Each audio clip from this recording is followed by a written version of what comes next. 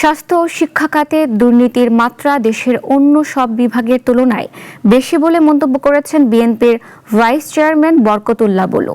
শনিবার বিকেলে নোয়াখালীর বেগমগঞ্জ উপজেলা স্বাস্থ্য কমপ্লেক্সের মাসিক সভায় এসব কথা বলেন তিনি। আরও বলেন, চিকিৎসকরা দেশের সর্বোচ্চ শিক্ষিত শ্রেণীর মানুষ।